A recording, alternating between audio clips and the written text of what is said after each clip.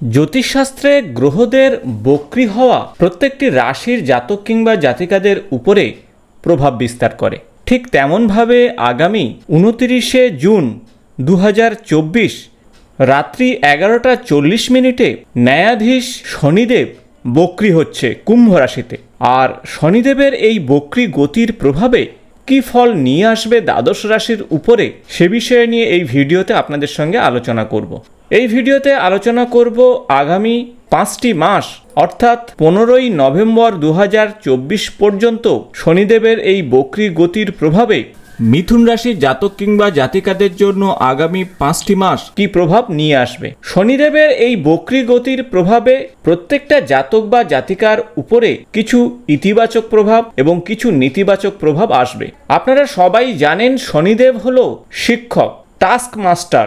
একজন ব্যক্তির জীবনে শৃঙ্খলার কারক গ্রহ হলো কিন্তু শনিদেব। আর সুশৃঙ্খলভাবে এগিয়ে গেলেই তবেই কিন্তু জীবনে সফলতা আসবে, জীবনের প্রকৃত গোলে পৌঁছাতে পারবেন। শনিদেব একজন জাতক বা জাতিকাকে পাংচুয়াল করে তোলে এবং সেই সাথে সে নিজে এবং অপরকে ন্যায় পাইয়ে দেওয়ার বিষয়ে বদ্ধপরিকর থাকে। শনিদেবের প্রভাবে একজন জাতক বা জাতিকাকে সঠিক দিকে নিয়ে যায়, আর তার ফলে সে তার নিজের জীবনের শক্তিকে সঠিকভাবে প্রয়োগ করতে পারে, আর সেটাই সফলতার মূল বিষয়। আর আপনি যদি আপনার শক্তিকে সঠিক জায়গায় না প্রয়োগ করে অন্য ডিরেকশনে প্রয়োগ করেন, তাহলে শনিদেব আপনার জীবনে কখনোই সফলতা নিয়ে আসবে না।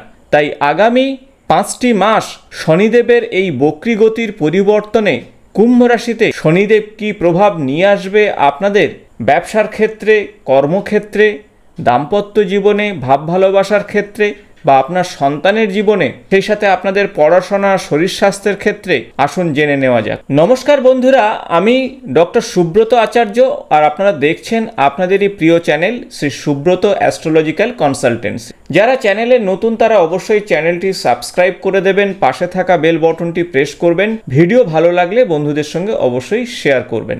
দ্বাদশ রাশিচক্রের তৃতীয় রাশি হলো মিথুন রাশি এবং এই রাশির অধিপতি হলো বুধ। মিথুন রাশির সাপেক্ষে শনিদেব নবম এবং অষ্টম গৃহের অধিপতি এবং আগামী 29শে জুন 2024 থেকে শনিদেব নবমভাবে অর্থাৎ ভাগ্যভাবে বক্রী হচ্ছে কুম্ভ রাশিতে। আর এই বক্রী গতির পরিবর্তনে আপনাদের জীবনে বিশেষত ব্যবসার ক্ষেত্রে, কাজের ক্ষেত্রে, দাম্পত্য জীবনে, ভাব ভালোবাসার ক্ষেত্রে, সন্তান, পড়াশোনা, শরীর স্বাস্থ্যের বিষয়ে কতটুকু শুভ বা অশুভ ফল নিয়ে আসতে পারে আসুন জেনে নেওয়া যাক। শনিদেব নবম ভাবে বক্রী হওয়ার জন্য ঠিক তার আগের গৃহ অর্থাৎ অষ্টম ভাবেরও ফল দেবে।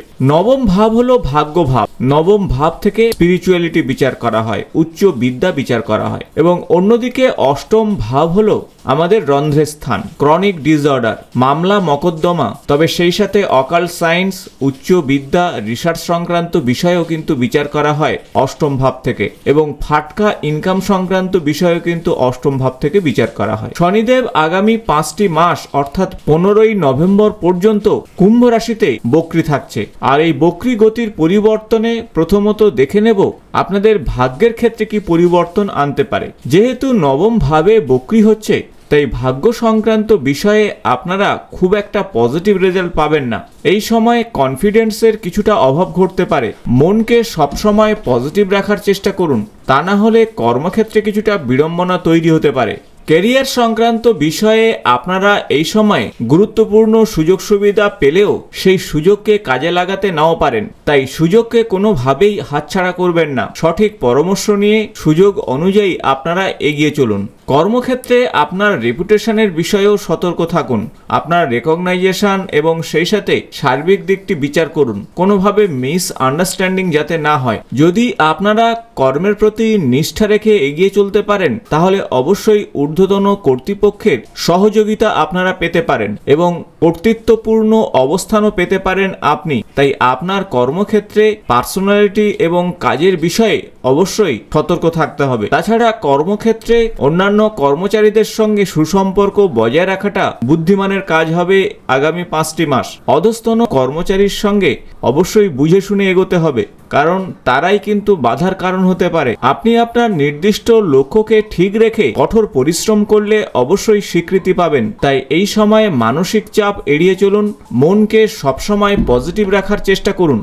মিথুন রাশির সাপেক্ষে নবমভাবে বক্রী হয়ে শনিদেব তার তৃতীয় দৃষ্টি কিন্তু আপনাদের রাশির সাপেক্ষে একাদশভাবে থাকবে। তাই সার্বিক সফলতার গৃহে শনিদেবের দৃষ্টি থাকার জন্য কর্মের সফলতার বিষয়ে অবশ্যই অধিক পরিশ্রম করতে হবে। তাছাড়া শনিদেবের সপ্তম দৃষ্টি আপনাদের রাশির সাপেক্ষে দ্বিতীয়ভাবে থাকবে।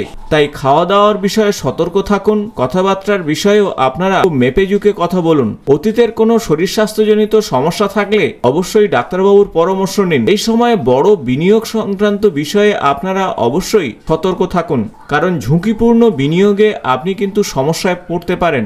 এই সময় নতুন কোনো ব্যবসা শুরু করা উচিত নয়, কিংবা পার্টনারশিপ ব্যবসাতে অর্থ ইনভেস্ট করলে সমস্যায় পড়তে পারেন। অর্থ সংক্রান্ত বিষয়ে এই সময়টি খুব ভেবেচিন্তে এগোতে হবে।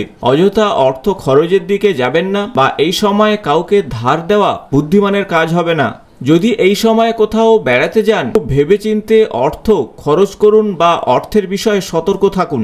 আসবো রিলেশনশিপের বিষয়ে। আপনার কেয়ারলেসের জন্য বা ক্যাজুয়াল কথাবার্তার জন্য সম্পর্কের বিষয়ে কিছুটা নেগেটিভ প্রভাব আসতে পারে, কিছুটা কনফ্লিক্ট এবং অশান্তির কারণ হতে পারে। তাই আপনি অবশ্যই পরিবারের সঙ্গে খুব মেপে ঝুঁকে কথা বলুন বা ভেবেচিন্তে কথা বলুন, তা না হলে একটি স্ট্রেসফুল সিচুয়েশন তৈরি হতে পারে। আপনার অহংকারী মনোভাব থেকে দূরে থাকুন, তা না হলে আপনার পার্টনার কিংবা আপনার জীবনসঙ্গী বা সঙ্গিনীর সঙ্গে সম্পর্কের অবনতি ঘটতে পারে। তাই ভদ্র আচরণ করা অত্যন্ত জরুরি। তাই প্রতিটা ক্ষেত্রে ঐক্য বজায় রেখে কঠোর পরিশ্রম করলে সার্বিক উন্নতির যোগ তৈরি হতে পারে শনিদেবের কৃপায়। শনিদেবের দশম দৃষ্টি আপনাদের রাশির সাপেক্ষে ষষ্ঠ গৃহে থাকবে। তাই এই সময়ে ঋণ সংক্রান্ত বিষয়েও আপনারা খুব সতর্ক থাকুন। নিজের শরীর স্বাস্থ্যের বিষয়ে সতর্ক থাকার পাশাপাশি শত্রু সংক্রান্ত বিষয়েও আপনাদের খেয়াল রাখতে হবে, কারণ শনিদেব ষষ্ঠ ভাবে তার বক্রী দৃষ্টি দেবে। তাই সার্বিক দিক থেকে বলা যেতে পারে 2024 সালের জুন মাসের শেষ থেকে আগামী 15ই নভেম্বর 2024 পর্যন্ত এই 5টি মাস শনিদেবের বক্রী গতির জন্য মিথুন রাশির জাতক কিংবা জাতিকারা অবশ্যই প্রত্যেকটা বিষয়ে সতর্ক থাকুন, আর তাহলে দেখবেন আপনাদের জীবনে অবশ্যই পজিটিভ প্রভাব আসবে। আশা করব ভিডিওটি ইনফরমেটিভ হয়েছে। ভালো লাগলে বন্ধুদের সঙ্গে শেয়ার করবেন। আগামী কোনো জ্যোতিষ সংক্রান্ত ভিডিওতে আপনাদের সঙ্গে দেখা হবে। আজ এই পর্যন্ত, নমস্কার।